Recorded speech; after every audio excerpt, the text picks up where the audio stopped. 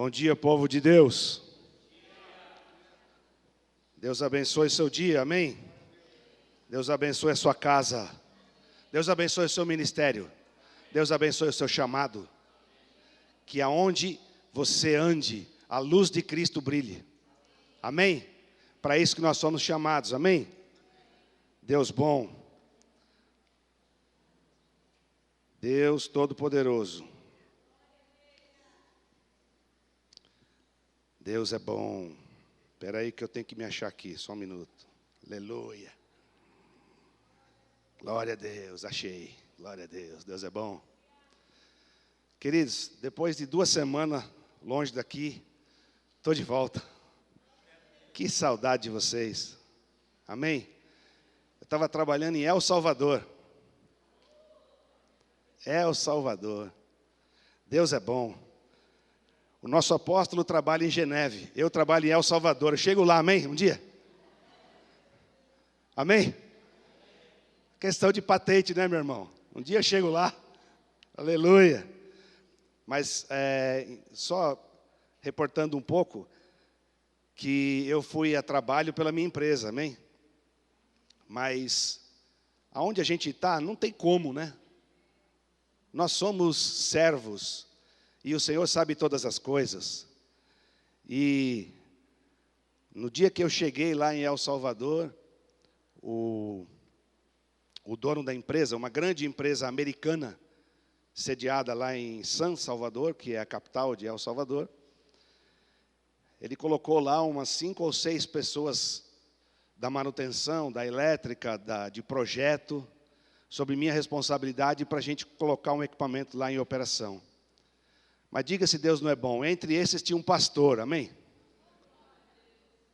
Tinha um pastor. Foram assim, momentos muito, muito legal. Onde a gente pôde pregar palavra para pessoas, orar por pessoas. Fui jantar na casa de pessoas. Foi assim um momento muito especial. E às vezes a gente acha que a gente vai para um lugar com um trabalho específico, mas aonde a gente for, Deus manda a gente como uma flecha polida, amém? Deus envia a gente como um missionário, como um servo de Deus. E aí, eu quando estava orando, o avião chegando no chão, e eu declarei, falei, Senhor, eu vou botar o pé nessa terra aqui, mas eu vou fazer tudo o que o Senhor quer que eu faça. Eu vou fazer meu trabalho lá, eu preciso da tua ajuda, porque o trabalho não é mole, não. Mas foi tremendo esses dias lá em El Salvador, e eu glorifico a Deus por tudo que Ele fez. Oramos por pessoas entregaram a vida para Cristo, outras foram edificados, ministrei na vida de um casal e tantas outras coisas. Trabalhava de dia e à noite a gente tinha esse privilégio de estar ali trabalhando na obra do Senhor. Amém? Então creia nisso. Aonde o Senhor te enviar, tem um mistério, tem um propósito. Não importa aonde você vai, mas você vai com esse entendimento e com essa revelação. Aonde eu for, eu vou fazer a diferença. Amém? Primeira coisa que eu falo, que onde eu chego, que eu sou pastor. Tem uns que me amam, outros me odeiam, mas logo de cara, o cara já vai saber que eu sou pastor. Amém? É assim que é. E aí as portas vão se abrindo, as barreiras vão quebrando e o propósito de Deus se cumpre nas nossas vidas. Trabalhei muito, trabalhei bastante, mas voltei muito grato a Deus e edificado a Deus. E vou ter que retornar lá para finalizar um trabalho que não foi feito por conta dos equipamentos que estavam lá instalados. Então, não sei ainda quando eu vou voltar. Provavelmente, no mês de novembro, estarei de volta. Então, conto com as suas orações aí, para que aquilo que foi plantado seja estabelecido naquela cidade. E é bom a gente saber que Deus não está parado, amém? Deus não está parado não, gente. Deus está trabalhando. O que tem de irmão nosso lá em São Salvador, vocês não acreditam. É muita gente, muita igreja. Eles vivem lá numa vida muito dura, de muita pobreza, sabe? Para vocês terem uma ideia, 1/3 do PIB deles vem de 2 milhões de salvadorenhos que vivem nos Estados Unidos e mandam dinheiro para El Salvador. 1/3 do PIB.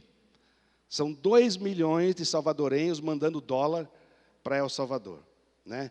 E eles são todos americanizados, né? Meu almoço era Pizza Hut, aleluia.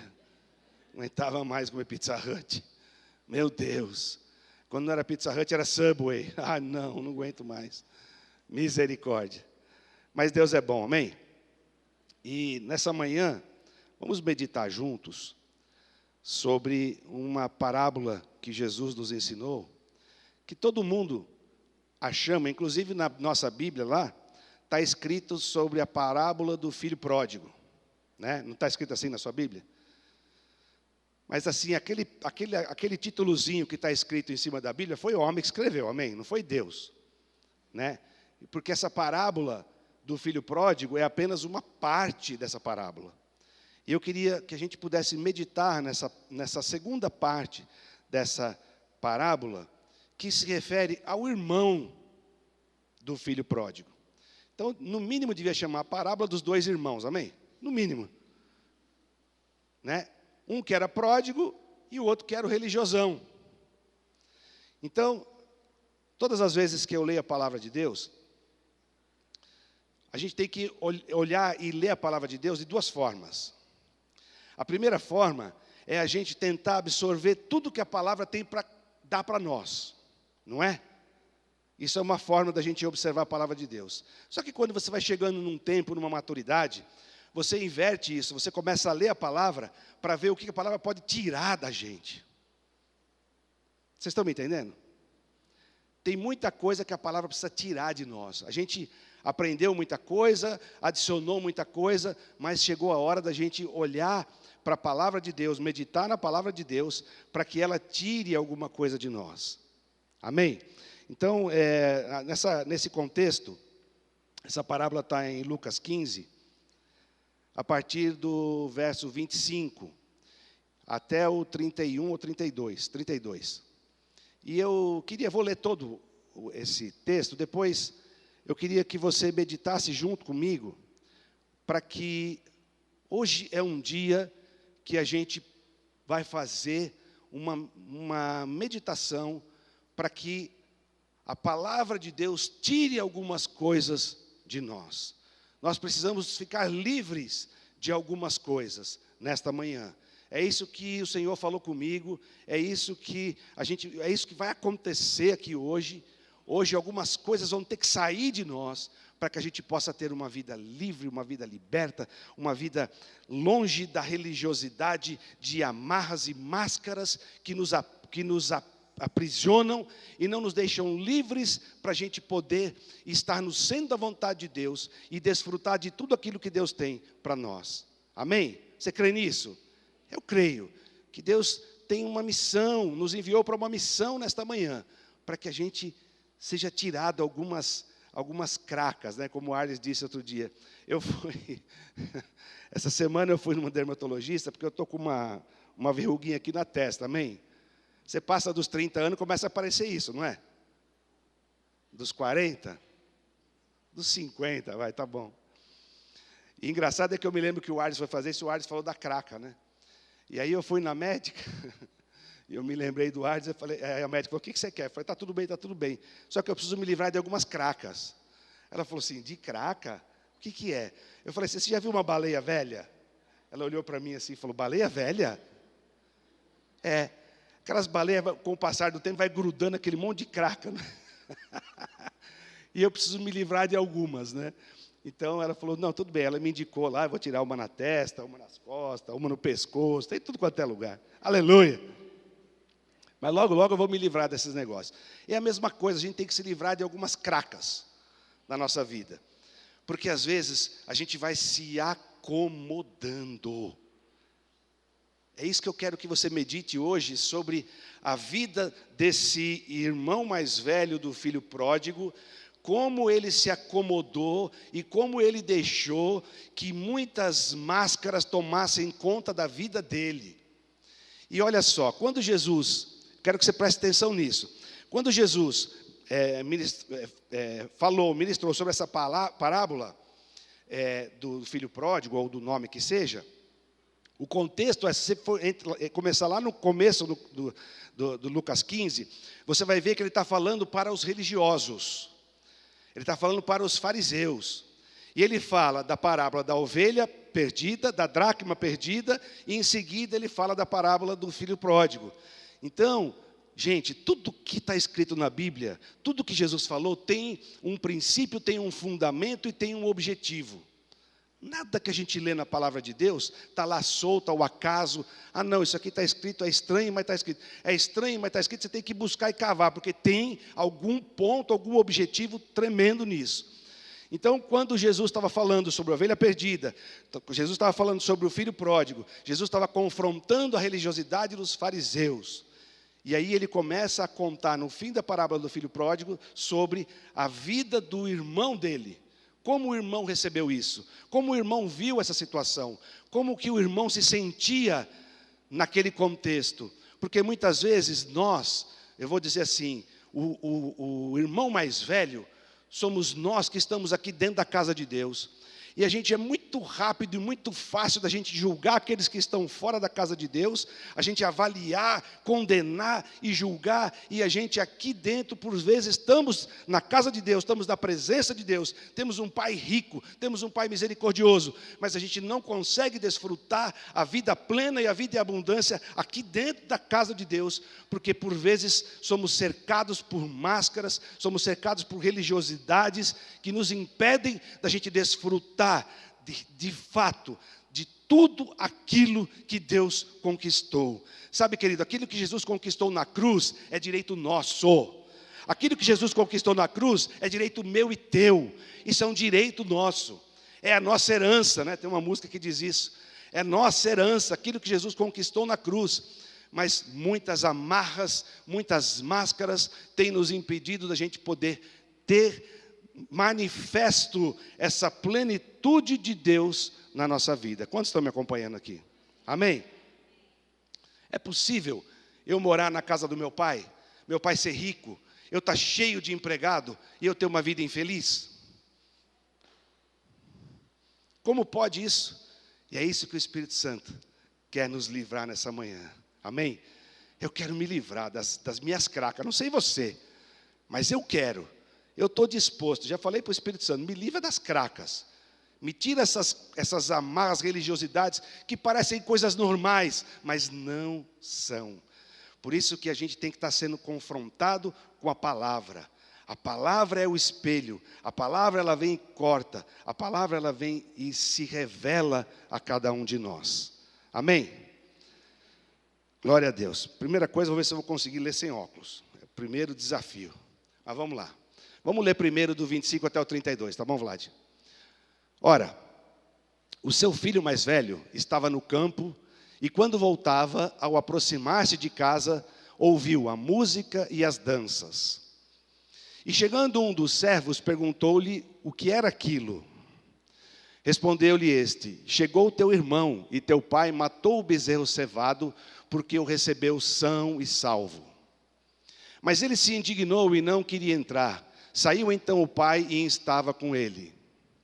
Ele, porém, respondeu ao pai: eis que há tantos anos te sirvo, e nunca transgredi um mandamento teu. Contudo, nunca me deste um cabrito, para eu me regozijar com meus amigos. Vindo, porém, esse teu filho, que desperdiçou os teus bens com as meretrizes, mataste-lhe o bezerro cevado. Replicou-lhe o pai: filho, tu sempre estás comigo, e tudo que é meu é teu. Era justo, porém, regozijarmos-nos e alegrarmos-nos, porque esse teu irmão estava morto e reviveu, tinha se perdido e foi achado. Aleluia. Feche seus olhos aí. Vamos orar mais uma vez. Ó Espírito Santo de Deus, tu que sondas e conhece o nosso coração, Senhor, em nome de Jesus. Afofa agora, Senhor, os corações para receber a Tua palavra, a Tua verdade. Afofa, Senhor, os nossos corações para que a gente possa sair daqui transformado, Senhor. Nós não queremos mais uma boa palavra, nós não queremos mais uma boa pregação, nós queremos algo, Senhor, que transforme a nossa vida, e isso depende de cada um de nós, Senhor. Por isso, em nome do Teu Filho amado Jesus Cristo, Senhor, que o Senhor visite agora cada coração, e a Tua palavra, que é viva, eficaz, cortante, separa a alma de espírito, juntas e medulas, pensamentos de intenções, Senhor, que possa cumprir o Teu propósito, Senhor, que possa vir da Tua boca, Senhor, e não voltar para o Senhor vazia, mas antes cumprir o propósito que o Senhor mesmo determinou nesta manhã. Por isso, Espírito Santo, damos liberdade no Senhor agir no nosso meio, na nossa vida. Visita cada um de nós aqui, Senhor, com a palavra da revelação, em nome de Jesus. Amém. Amém. Essa água aqui é minha, né? Aleluia. Também se tiver uma babadinha, está tudo em casa.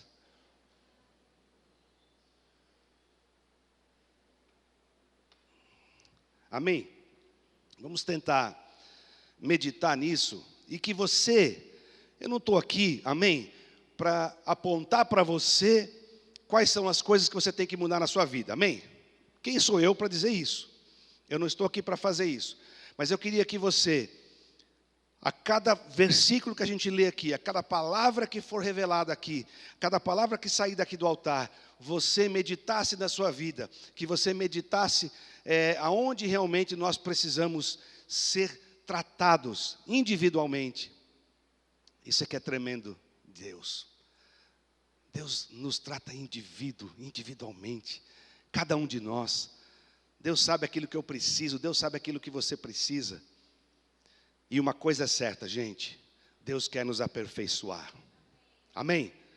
Deus quer nos aperfeiçoar, Deus quer nos forjar em pessoas melhores, em pessoas mais amáveis, em pessoas mais preocupadas umas com os outros. Deus quer tirar de nós o egocentrismo, a nossa preocupação com a gente mesmo. Deus tem prazer em fazer isso. E coisa boa é a gente ser instrumento na mão de Deus. Coisa boa é a gente poder ser usado para abençoar, ainda que seja uma coisa tão pequena na vida de uma pessoa. Mas quando você é um vaso, quando você é usado para abençoar a vida de uma pessoa, que coisa boa. Não tem. Às vezes a gente faz a obra, às vezes a gente cansa, às vezes a gente pensa em desistir, às vezes a gente acha que está fazendo tudo errado, como Paulo falava, né? Fala, eu creio que, o meu trabalho com você está sendo em vão. Paulo pensava isso. Mas aí quando a gente vê o poder de Deus se manifestar na vida de uma pessoa, seja numa libertação, seja numa cura, seja numa transformação de vidas, meu Deus, que coisa boa. Não tem nada, não tem salário nessa terra que possa pagar o prazer e o benefício da gente ser usado por Deus. É ou não é, gente? Aleluia. Muito bem, o verso 25. Bom, todo mundo conhece o contexto aqui da parábola do filho pródigo, amém? Amém ou não? Aquele que saiu de casa, que reivindicou a sua herança, que gastou todo o dinheiro. Sabe o que é pródigo? Alguém sabe o que é pródigo? Pródigo é o cara que gasta desenfreado, viu? É isso. É um cara que não tem controle sobre as suas finanças. Espero que não tenha nenhum pródigo aqui, amém? Glória a Deus. Porque senão dá a impressão que filho pródigo é um filho prodigioso, né? Não parece isso? Um filho que tem muito prodígio. Não. O pródigo é aquele que não tem absolutamente nenhum controle. E tudo que chega na mão dele, ele gasta. Então, ele foi lá, pediu a herança para o pai dele. O pai dele, em vida, vendeu metade dos bens que tinha, entregou na mão dele. E ele foi, caiu fora, caiu no mundo, gastou tudo o que tinha, com mulher, com droga, com sei lá o que mais. E perdeu tudo. E quando ele estava lá embaixo, quando ele estava caído, ele estava comendo comida de porco. E aí ele lembrou, falou, puxa vida, nem os porcos do meu pai comem tão ruim assim, né? Os porcos do meu pai comem melhor do que eu estou comendo. E aí ele voltou. E interessante é que esse pai estava na estrada quando o filho voltou, né? E aí ele voltou e de braços abertos, né? Você já fez alguma coisa errada quando era criança? E você tinha que contar para o seu pai, para sua mãe, e você ficava ensaiando o que ia contar para ele? Já fez isso ou não? Sim ou não? Você ficava ensaiando, né? Eu vou falar isso. Só faltava ir lá na frente do espelho e falar o que você tinha que falar, né? Aí, de repente, você ia lá e começava a falar, e aí o teu pai ou tua mãe mal ouvia aquilo, ou te repreendia, mas daqui a pouco já te abraçava, e nem queria ouvir direito o que você tinha para falar. O que eles queriam saber, que importante é que você se arrependeu daquilo que você fez, e que você foi lá e confessou. Então eu imagino que foi a mesma coisa com esse pródigo, que ele ensaiou o que ele ia falar, e quando ele chegou perto do pai, o pai viu ele, e o pai só via a boca dele fazer assim, blá, blá, blá, blá, blá, blá, não estava nem ouvindo o que ele estava falando. Porque o mais importante é que o pai viu o coração daquele filho, que se aproximou dele, e quis estar na presença do pai. Bom, aí, o filho mais velho estava no campo, quando voltava, ao aproximar-se da casa, ouviu música e as danças. Eu tiro uma lição desse versículo, que a primeira amarra que essa religiosidade, quando a gente está acostumado com a presença de Deus, quando a gente está acostumado na casa do Pai, na igreja, que a gente vem todo domingo, toda quarta, toda terça, não importa quando, a gente está acostumado, a primeira coisa que a gente tem é uma máscara de desconfiança.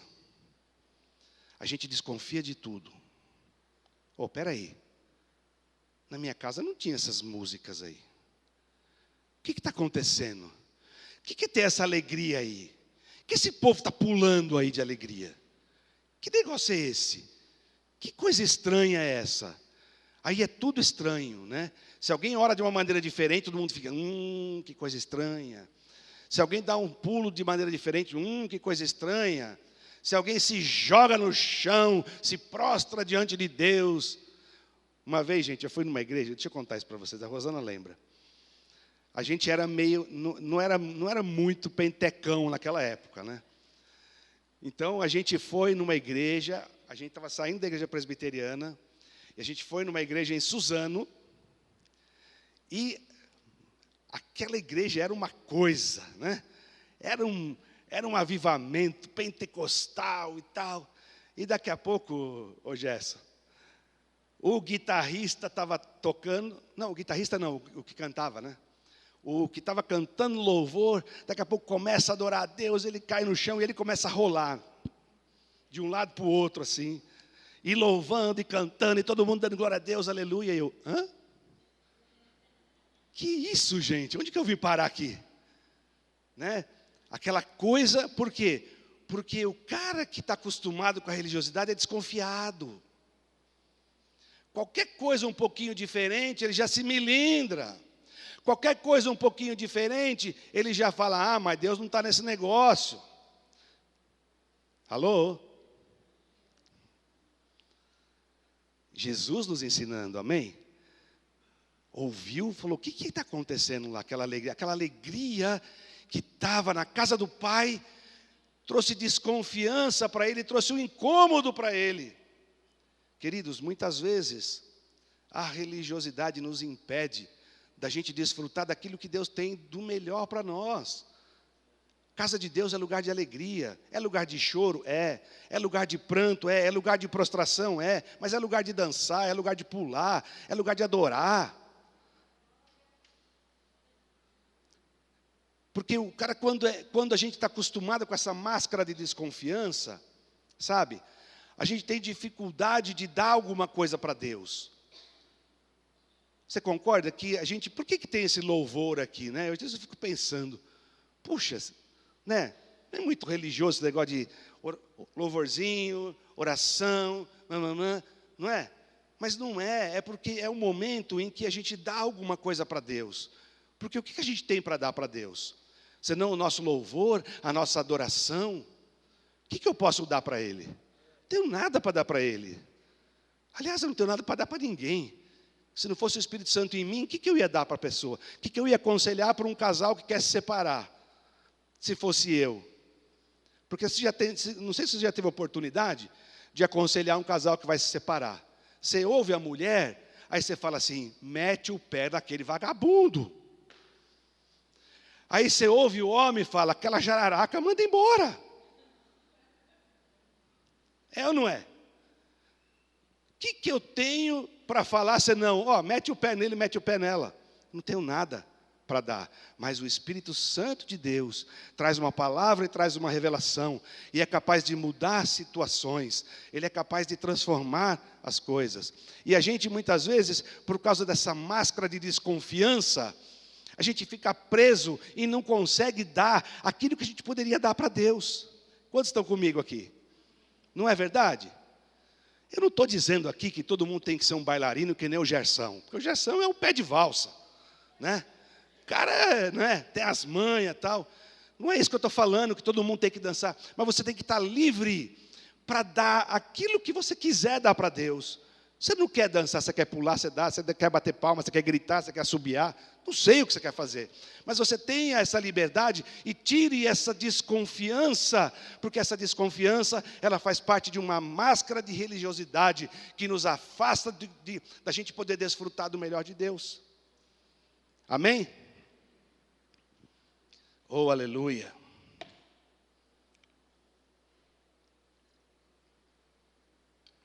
E quando a gente desconfia, a gente critica, né?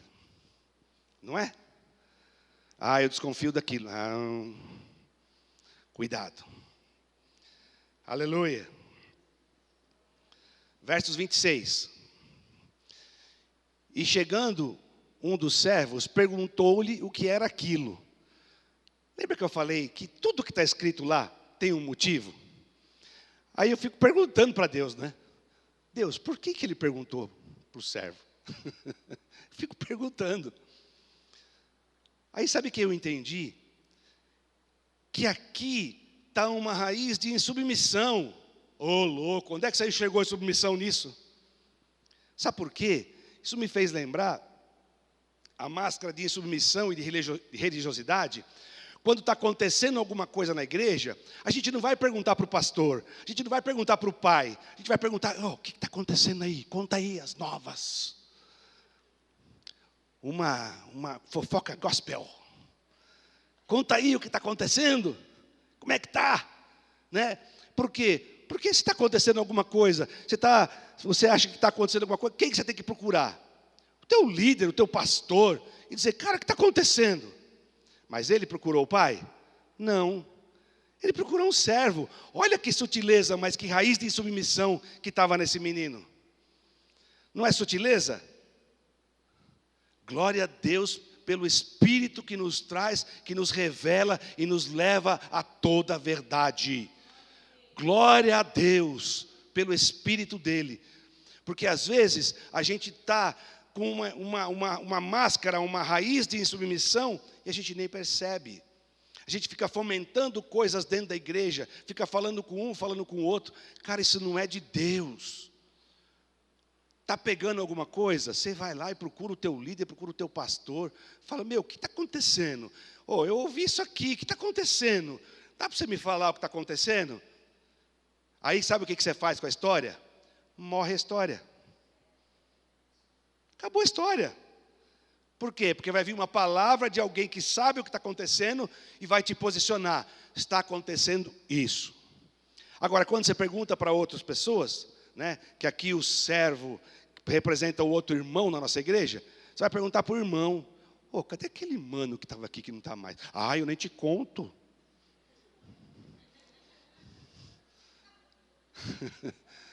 Nem te conto. Você não está sabendo? Sabe de nada, inocente. Aconteceu isso, aconteceu aquilo, outro, aconteceu aquilo. Sério? Aí você nem sabe o boca mole, nem sabe o que é verdade, e já passa para o outro e conta para o outro. Quem está falando é o Espírito, não sou eu, amém?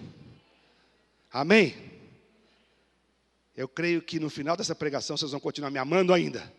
Aleluia. É verdade, gente, a gente tem que parar de terceirizar. Para com essa história. Tem alguma dúvida, ouviu alguma coisa, falou alguma coisa, vai procurar o teu líder, teu pastor. Fala, mano, o que está acontecendo? Está um burburinho, isso, aquilo, porque vai para lá, vai para cá, vai para cá. Essa é o que Jesus não quer isso. Jesus abomina essas coisas. Jesus, a palavra dele é sim, sim, não, não. Não tem meia palavra, não tem meio termo, não tem nada escondido. Na casa do Pai não tem nada escondido, é tudo às claras. É assim que tem que ser. Não tem nada escondido. Aleluia. Glória a Deus. Verso 27. Respondeu-lhe esse: chegou teu irmão e teu pai matou o bezerro cevado, porque o recebeu são e salvo. Aqui, a palavra não fala da cara que ele ficou quando soube que o irmão voltou.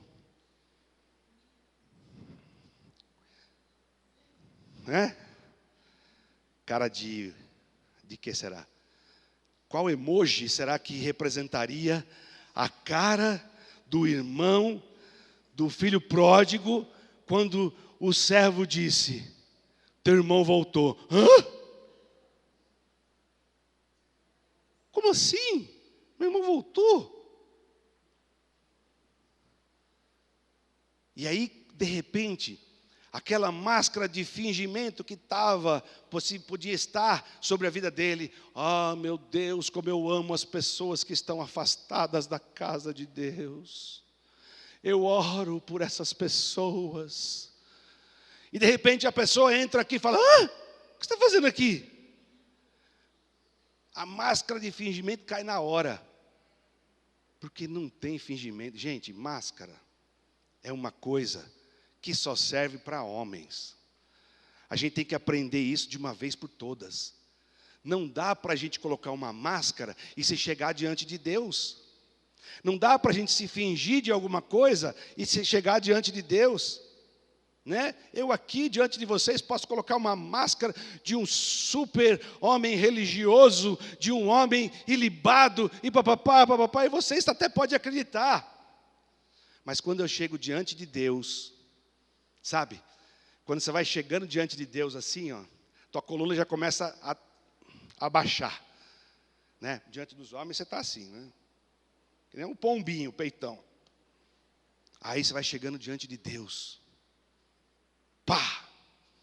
Boca no pó. Ai, Deus, não sou nada, não sou ninguém, eu não presto, não mereço, não sou nada. Mas diante dos homens, eu presto, eu aconteço, eu mereço, eu reivindico, eu tenho direito. Mas diante de Deus a gente não tem, porque essa máscara de fingimento é a primeira que cai diante de Deus. É a máscara da vaidade também que eu vou chamar. O fingimento é a vaidade, porque a vaidade, eu acho que eu já até ministrei isso aqui uma vez, se eu não me engano, que a vaidade não é você, como orgulho, se sentir melhor do que os outros. A vaidade é o simples fato de você deixar que as pessoas pensem algo a teu respeito que você não é. Isso é uma vaidade. Por que as pessoas têm dificuldades em ser pastoreadas? Porque para ser pastoreado, sabe, o pastor vai ter que saber o mulambo que você é. Quando eu vou ser pastoreado pelo meu apóstolo Ares, ele sabe o mulambo que eu sou. De outro jeito, senão eu não sou pastoreado. Eu tenho que chegar lá e abrir meu coração, falar: cara, olha o que eu sou capaz de fazer, meu, olha isso aqui, assim, assim, assim. Agora, quando você não quer ser pastoreado, você vive debaixo de uma vaidade, de um fingimento das pessoas, porque às vezes o simples fato de você deixar que as pessoas pensem alguma coisa a teu respeito, entendeu, Gerson? Eu saio daqui de cima, as pessoas falam: nossa, como você é espiritual, como você é isso. Nem tanto, né? Nem tanto. Espiritual só Deus sabe o empenho que a gente tem que ter para se manter firme na palavra, para ir. Não tem mole para ninguém, não tem essa do cara que é, não. É tudo por esforço, é tudo por quando você decide, e quando você decide receber algo de Deus. Olha só, uma das coisas que eu aprendi lá em El Salvador, olha que coisa interessante. Vou falar para os solteiros aí. Um rapaz que eu estava conversando lá, um cara crente lá de El Salvador, ele estava conversando comigo sobre um livro que ele deu, que chama Química do Amor. Não sei quantos já leram. É um livro secular. Nem sei se tem em português, porque eu nunca vi. E eu estava lá, né, para variar, eu estava tentando converter o cara a tomar limão toda manhã, amém? Estava tentando converter o cara, toma limão de manhã que é bom demais, cara. Faz 3 anos já que eu tomo, é bom. Acabou minha azia, acabou tudo. Né? Eu estava lá, aí eu falei para ele, porque eu uso como engenheiro, né? Cara, o limão deixa teu corpo alcalino, e as doenças são ácidas, então pá, né? Aí ele falou assim, cara, eu sei disso, eu li um livro uma vez que chama A Química do Amor. E a química do amor, isso comprovado cientificamente, segundo ele, né? Quando você está apaixonado, o homem está apaixonado pela mulher, a mulher está apaixonada pelo homem. Quando ela ouve a voz do cara que está apaixonado, libera aquele hormônio de prazer, como chama? Como? Ocitocina. É o hormônio de prazer. Aí eu falei assim, agora eu entendi. Por que o namoradinho fica assim, ai, desliga você. Ah, desliga você. Não, não vou desligar. Ah, desliga. Ah, não vou desligar não. Ah, desliga você, vai. Ah, não vou desligar. Ah, desliga, vai. Se alguém se identificou, eu não conheço. E olha só que interessante. O simples fato de ouvir a voz daquela outra pessoa que você está apaixonado, libera hormônio de prazer em você. Então, ouvir a voz daquela pessoa é a coisa mais prazerosa que você pode ter. Vocês conseguiram entender um monte de coisa agora? Que quando você era namoradinho, você ficava naqueles negócios? Porque o negócio é hormonal, é de prazer. Aí eu falei assim, gente, é isso. O que falta para a gente é estar apaixonado por Cristo. A gente precisa estar apaixonado por Cristo, porque quando eu estou apaixonado por Cristo, só de ouvir a voz dEle, eu me derreto todo. Aleluia!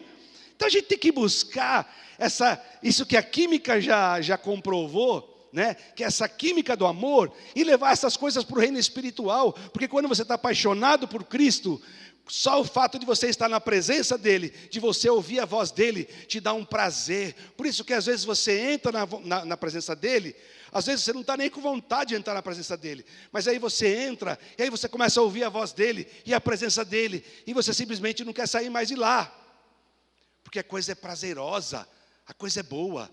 Então o que falta para nós, tirar essa religiosidade, é a gente se apaixonar por Cristo, se apaixonar por Deus, ser realmente aquele que fica com Deus. Ah, desliga você, Deus. Não, desliga você. Não, só mais um pouquinho, desliga você. Né? Aleluia. Amém, queridos? Deus é bom. Verso 28. E ele se indignou. A máscara da indignação. Gente, a gente se indigna por qualquer coisa. A gente fica indignado quando um irmão tem alguma coisa que a gente não tem. Ah, o irmão tem aqui, o irmão chegou ontem, já está sentando na janelinha. Alô? A gente se indigna com a bênção das outras pessoas. A gente fica indignado. Sabe por que a gente fica indignado? Porque a gente acha que a gente tem direito a alguma coisa. A gente tem direito a reivindicar alguma coisa. Uma vez eu ouvi uma ministração, não sei quantos conhecem, o pastor José Rodrigues, da Missão Cristã Mundial, MCM, lá de Goiânia. Ele é um formador de missionários. Quando a gente ia à igreja de Santo André lá, os nossos missionários eram formados lá em Goiânia, na MCM. E ele trouxe uma palavra sobre o servo do último porão. E o servo do último porão era aquele que ficava no fundo do barco, remando, sem comida, até morrer. Quando ele morria, jogava ele na água e pegava outro escravo e punha ele para remar, e ele ficava remando. E Paulo disse que ele era o servo do último porão. Aí eu te pergunto, o servo do último porão tem direito a reivindicar o quê? Fala aí. O que é que você acha, ou eu acho que eu tenho direito de reivindicar? Não, mas é que eu tenho que fazer isso, eu tenho que pregar tantas vezes, eu tenho que ser líder, eu tenho que aparecer, eu tenho que isso, eu tenho que aquilo. Querido, a gente não tem que nada. A gente tem que servir. Servir. Eu estou nesse ministério para servir. E para mim não importa quantas vezes o apóstolo Ares me convida para ministrar aqui. Se ele ficar um ano sem me chamar para ministrar, para mim não vai mudar nada. Porque eu estou aqui para servir. Se um dia ele chegar para mim e falar assim, Otávio, as quintas-feiras não está bom não, cara. Nós vamos colocar outra pessoa para pregar lá. Aleluia, amém. Eu vou continuar servindo. Porque eu não tenho direito de reivindicar nada. Eu estou aqui para servir. O servo não reivindica. O religioso reivindica. Reivindica cargos, reivindica posições, reivindica reconhecimento. Eu já passei da fase, não sei se é porque eu estou ficando velho. Já passei da fase de querer, sabe, reconhecimento de homens. Mas, rapaz, estou nem aí para o que os homens pensam. Já passei dessa fase, mas de longe. Não quero mais saber o que pensam a meu respeito. Eu só quero andar no centro da vontade de Deus. Só isso que eu quero. E se Deus me der uma coisa para eu fazer, se Deus me der um banheiro para eu limpar, eu vou me esmerar e vou ser o cara que vai limpar melhor o banheiro dessa igreja. Pode estar certo disso. Não é que demagogia, não. Eu estou falando coisas muito sérias. Porque eu já passei dessa fase de reivindicar coisas, de ter direito. Não, eu tenho direito a isso, eu tenho direito àquilo. Não, porque eu sou isso, porque eu sou aquilo. Cargos em igreja precisa ter para uma organização local. Mas Deus nunca estipulou cargos para ninguém. Deus tem uma separação só. Que é filho, que não é filho. Aquele que serve e aquele que não serve. Amém? Então, indignação é uma coisa que tem que estar longe do nosso dicionário. Nós não temos que se indignar com nada. Sabe quem tem que se indignar? Indignar é com o diabo levando aquelas pessoas que estão lá fora para o inferno. A isso sim a gente tem que se indignar. Tem que se indignar de dar um pulo, levantar e amar os perdidos e não deixar essas pessoas ir para o inferno. Isso sim a gente tem que fazer. Agora, se indignar dentro da casa, porque o meu irmão chegou agora e aí já está numa posição de destaque, quem que esse cara pensa que é? Estou aqui há 30 anos, que é isso? Como é que o cara chega e já vai fazendo isso, vai fazendo aquilo? Ainda bem que isso não tem aqui, amém? Glória a Deus.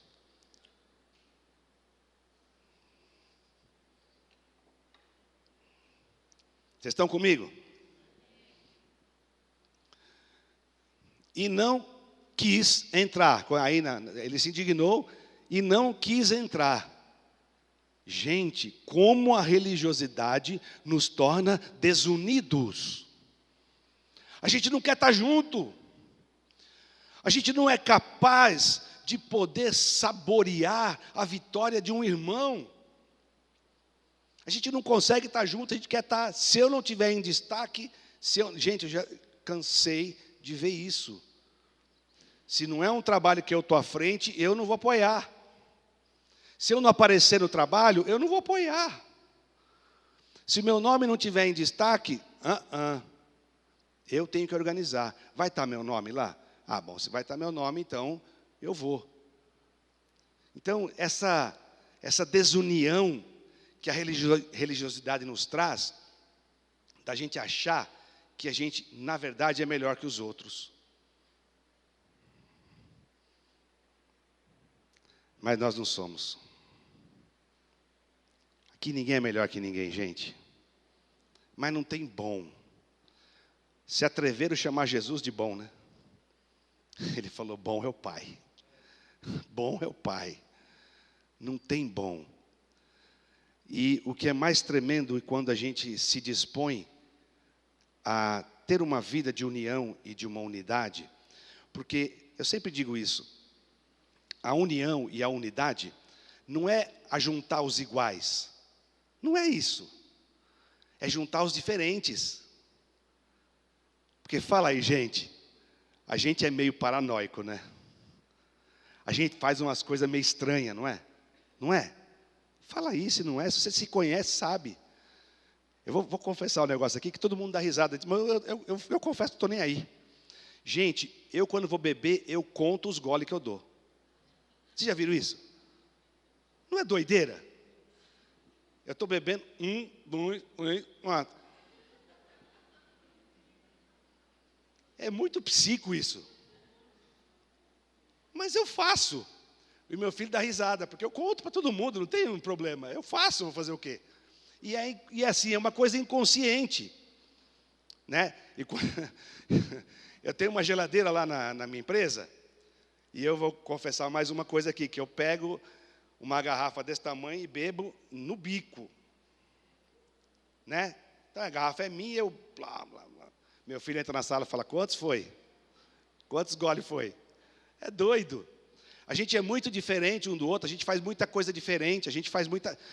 E interessante é que só por causa do sangue de Cristo, nós podemos nos tornar um. Porque, olha, Gerson, para você me aturar não é fácil, hein?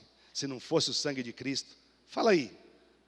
Se não fosse o sangue de Cristo para gerar essa união, essa unidade entre nós, porque se a gente for querer que o outro seja igual a gente, não rola, não dá. Mas a gente quer, não quer? Não é? A gente tem, às vezes, até dentro de casamento, sabia? Que a mulher quer que o homem seja igual, o homem quer que seja igual, né? A minha mulher, hoje ela não faz mais isso, que ela é liberta. Mas a minha mulher, quando ela ia, ela fez faculdade com 30 anos, a Rosana. E aí, quando ela ia para a faculdade, um dia, ela pegou a saia e puxou para cima assim, ficou curta e ficou andando no meu lado para ver se eu via que a saia dela estava curta. Para eu falar alguma coisa para ela não ir daquele jeito. Gente, e eu lá, né? Homem, né? Não é? Nem percebi. Ela fez assim. Baixou e foi embora. Agora, olha só. Imagina se eu fosse do jeito que ela imaginasse que eu deveria ser. Aí ela sai de casa, eu olho e falo, não senhora, pode ir lá. Troca a cor dessa bolsa, o sapato não está combinando. Você vai lá e troca a cor da maquiagem, a saia assim, a saia... Ela não me aguentava uma semana. É ou não é? Não ia me aguentar uma semana. Então, a maior prova de que duas coisas diferentes podem ser um só é o casamento, gente. Não é? Porque nós somos muito diferentes. O homem e da mulher. Não dá. Só um homem está entendendo o que eu estou falando e só uma mulher entende o que eu estou falando. Porque é muito diferente. A mulher olha para o homem e fala, esse cara é muito estranho, meu.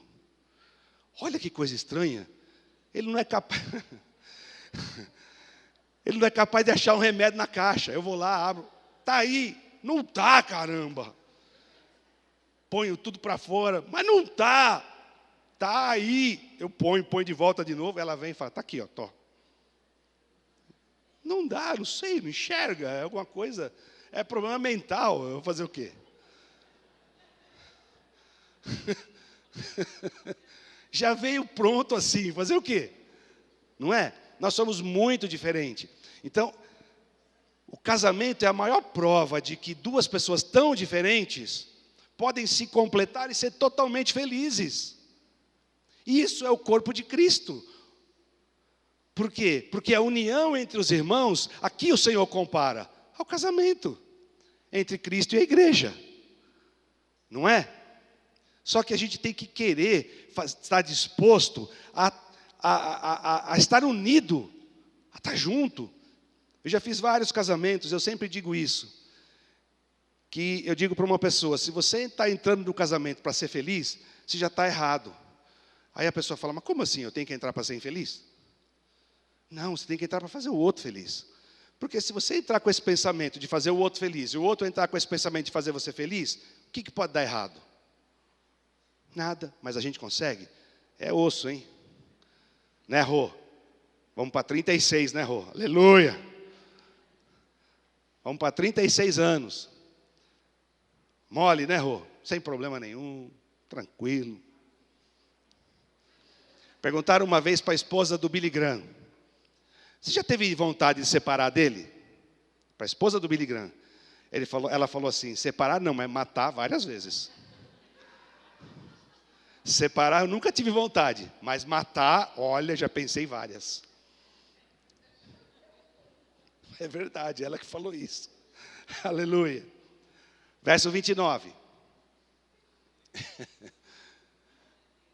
Ele, porém, respondeu ao pai: eis que há tantos anos te sirvo, e nunca transgredi um mandamento teu.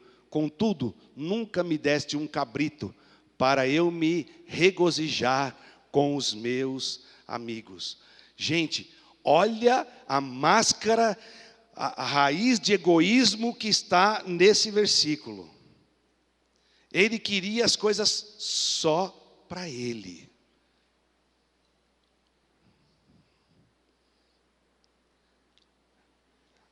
Sabe quem quer as coisas só para ele? Você já tentou tirar um brinquedo de um bebê de 1 ano de idade? Você arruma uma encrenca, hein? Já tentou? É uma encrenca. Sabe por quê? Porque aquilo é dele, é só para ele, e ninguém pode pôr a mão. Sabe o que isso me remete? Que as pessoas que têm esse pensamento, talvez você fique assim, não, mas eu não penso assim. Reflete, porque às vezes você está num egoísmo que você nem se dá conta. E isso é para bebê, isso é para criança, isso não é para maduro. Então, essas máscaras de egoísmo, essas máscaras de egocentrismos, de eu sou o centro de todas as coisas. Eu costumo, o Lucas é meu fiel companheiro nas manhãs de quinta-feira. Eu quero louvar a Deus pela vida do Lucas. É um tremendo companheirão aí. E a primeira coisa que eu falo para as pessoas que estão lá, que são aquelas pessoas que já viveram em situação de rua, mas hoje não estão vivendo mais, amém? Porque estão aqui no CTA, porque estão aqui dormindo, mas já viveram em situações de rua. A primeira coisa que essas pessoas têm que entender é o quão egoístas eles são. Que isso, cara? Você vai falar que eles são egoístas. Eles precisam ser tratados no egoísmo, porque eles acham que todo mundo tem que servir eles. Eles são o centro do universo. Se você não servir, ele fica bravo com você. Ele se indigna com você. Né? E eu sempre brinco lá com eles que eu não dou 1 centavo na rua para ninguém. Não dou. Porque assim, eles estão conversando, né, Marcelo? Está lá, tá. Aí ele vê um carro, vai.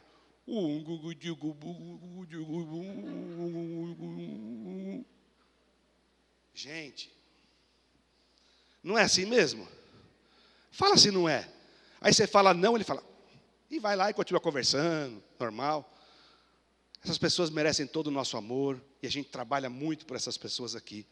Mas elas têm que aprender que não pode, o mundo não gira em torno delas. Elas estão aqui não para dar trabalho para os outros, elas estão aqui nessa terra para ser bênção na vida das outras pessoas. É isso que a gente ensina a cada quinta de manhã, que todos nós podemos ser bênção. Tá bom, eu estou numa situação hoje desconfortável, eu estou precisando de uma ajuda, eu estou precisando ser tratado, amém? Você vai ser tratado, você vai precisar da ajuda, mas para quê? Para que você possa ser bênção na vida de outro. É para isso que a gente é tratado, gente. Então não tem lugar para egoísmo. Não tem lugar para que eu quero. É para mim, é só eu. Eu quero, eu quero. E olha esse menino. Verso 30. Uau! Falando demais. Vindo, porém, o teu filho que desperdiçou os teus bens com as meretrizes, mataste-lhe o bezerro cevado. E aí ele mostra que ele estava com ódio daquele irmão que saiu. E ele ainda estava preso no passado, porque ele ainda estava com aquela imagem, às vezes a gente fica com a imagem do passado na nossa mente. A imagem que ele tinha do irmão era aquele irmão que foi lá, desonrou o pai, pegou o dinheiro, saiu com meretriz e fez isso e fez aquilo. E ele não foi capaz de ser tratado pelo Espírito, de perdoar aquela pessoa e começar a enxergar ele agora com o lado bom da coisa, daquele irmão que estava perdido e agora voltou. Aquele irmão que estava como morto, mas agora voltou para a vida e estava naquele lugar. Quando a gente se prende às imagens do passado, isso nos gera mágoa, nos gera ódio e impede da gente avançar. É como se a gente estivesse preso no passado. É como se algumas amarras nos prendessem, impedindo da gente continuar a andar. Querido, em nome de Jesus, é tempo da gente liberar as coisas do passado. Não importa o que passou na sua vida, o que fizeram com você, o que puderam te aprontar na vida. É tempo de você se libertar dessas amarras de ódios, de mágoas, de constrangimentos que lhe impuseram, para que você possa estar livre para seguir o propósito que Deus tem para a tua vida. Não dá para a gente ficar olhando para coisas do passado. De novo, eu vou citar aqui, como é genérico, eu não cito o nome de ninguém. Mas às vezes pessoas que digam, não, porque você não sabe, porque eu fui violentado, porque meu pai me bateu, porque minha mãe me jogou no lixo, porque... Amém, querido, nós não queremos desprezar a sua história de vida, que foi ruim, que foi horrível, mas agora o Jesus, o Espírito Santo, te traz a responsabilidade para que você, de uma vez por todas, mude a sua vida, que as coisas antigas de fato fiquem para trás, e que você experimente o novo de Deus. Muita gente não tem conseguido experimentar o novo de Deus, porque está com amarras no passado, em mágoas e imagens ainda, porque a nossa mente fica em imagens, gravadas de coisas que a gente passa, e o inimigo é especialista em trazer de volta aquela imagem. O inimigo é especialista em mexer em coisa velha, mexer em defunto, mexer naquilo que Deus já perdoou, naquilo que Deus já jogou no fundo do oceano, já nos libertou, e o inimigo vem e te joga essa imagem, e você ainda, porque não entendeu o propósito de Deus, não, por fé não se moveu, e ainda acha que está devendo alguma coisa para Deus, por causa de coisas do passado. Mas é tempo agora de vivermos o melhor de Deus, daqui para frente, olhar para frente, queridos, em nome de Jesus. Verso 31, replicou-lhe o pai, filho, tu sempre estás comigo, e tudo que é meu é teu. Uau! Uau!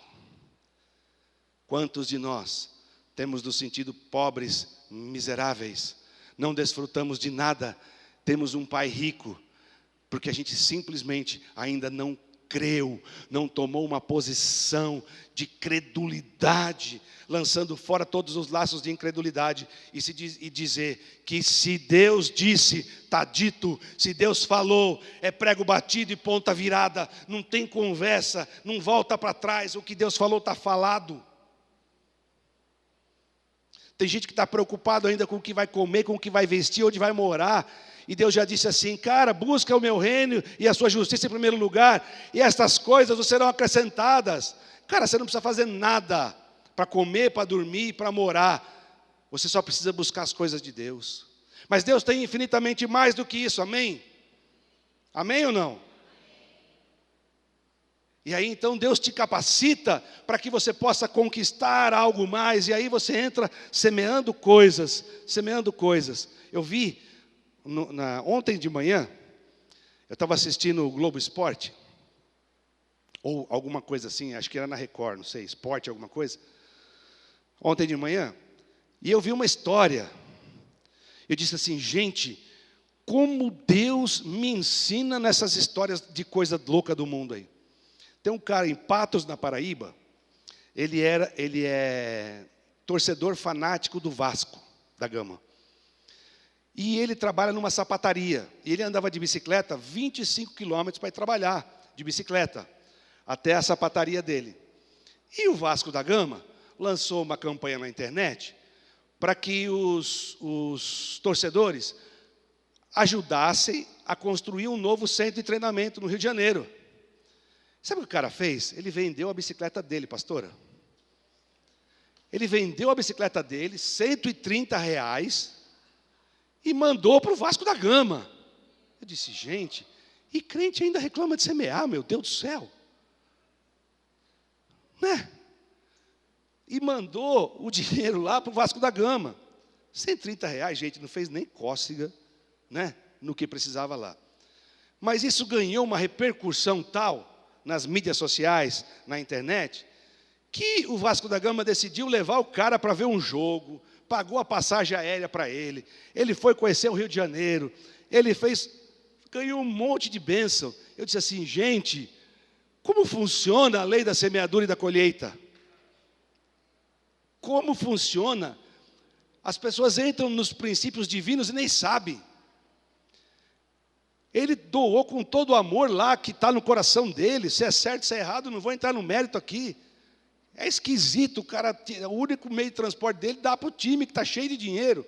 Mas amém? E ele deu, e ele foi recompensado. Então a gente tem que entender o seguinte, que essa lei de semeadura e colheita, ela é real, ela existe e ela funciona, e é isso que transforma vidas. Amém? Estou terminando, aleluia. 32. Era justo, porém regozijamo-nos e alegramos, porque esse teu irmão estava morto e reviveu, tinha se perdido e foi achado. Queridos, eu espero que essa palavra possa ter te despertado para alguma coisa.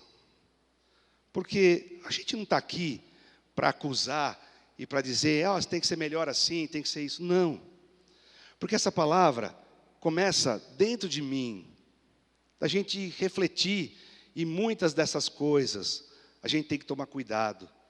Porque às vezes a gente está dentro de uma máscara de religião, estamos dentro da igreja, somos tudo certinho, estamos ali, e a gente está longe, longe, longe da vontade de Deus. A gente está longe, longe, longe do propósito de Deus. A gente está louco para julgar aqueles que estão lá, os filhos pródigos. Todo mundo consegue apontar o dedo para o filho pródigo. Aquele lá é pródigo, aquele lá é pródigo, aquele lá é pródigo.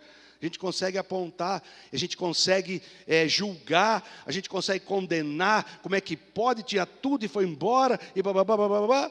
E a gente está sentado em cima de várias máscaras da religião, mas chegou o tempo, diz o Senhor, da gente se livrar dessas amarras da religião, essas amarras que nos prendem e, de fato, impedem o melhor de Deus para mim e para a tua vida.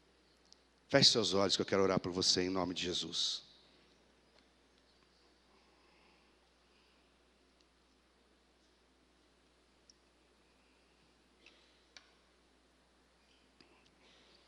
Santo, santo, santo Deus. Deus todo criador. Deus tremendo e maravilhoso. Tua glória enche essa terra, Senhor. A tua glória enche a nossa vida, Senhor. Nós somos gratos a Ti, Pai, porque esta manhã, mais uma vez, o Senhor nos preparou e nos juntou aqui, porque o Senhor nos ama, porque o Senhor quer que a gente seja melhor. Eis aqui, Pai, este povo, um povo que Te ama, um povo que se chama pelo Teu nome, povo de Deus. Nós, Pai, nos prostramos e queremos dizer a Ti, Espírito Santo, nos ajuda. Não deixa a gente, Senhor, cometer esses erros por causa da nossa alma, por causa da nossa incredulidade, por causa dessas máscaras que por vezes a gente vem assumindo quando estamos na Tua casa, domingo após domingo. Senhor, queremos ser livres e libertos. Queremos de fato experimentar o melhor do Senhor. Queremos pular para o centro da Tua vontade, Senhor, em nome de Jesus. E eis aqui, Pai, o Teu povo, que se prostra ante a Ti nessa manhã. Pai, a gente não se prostra ante a deuses estranhos, não. Mas nós queremos, Pai, em nome de Jesus, que essa palavra que é viva e eficaz, cumpra o propósito na vida de cada um, em cada coração. E que a gente saia daqui, Pai, transformado. Não queremos sair do mesmo jeito que entramos, Senhor. É começar da minha vida, Pai. Tenho me colocado diante de Ti, Senhor. Eu não quero mais nada que não seja de Ti na minha vida. Arranca de mim, Senhor. Arranca deste povo aquilo que não for Teu, Senhor. E enche-nos, ó Pai, com o Teu Espírito. Enche-nos, ó Pai, com a paixão pelo Senhor, o desejo ardente de ouvir a Tua voz. Que a tua voz nos gere prazer na alma e no espírito, para que a gente possa, cada dia mais, Senhor, estar próximo de ti. Obrigado, Pai, por cada vida aqui. E eu profetizo que nessa manhã, essas máscaras e essas amarras foram caídas e destronadas em nome do Senhor Jesus. E que daqui para frente, Senhor, nós queremos andar segundo o teu propósito, em nome de Jesus. Amém. Amém e amém. Aplauda ao Senhor aí.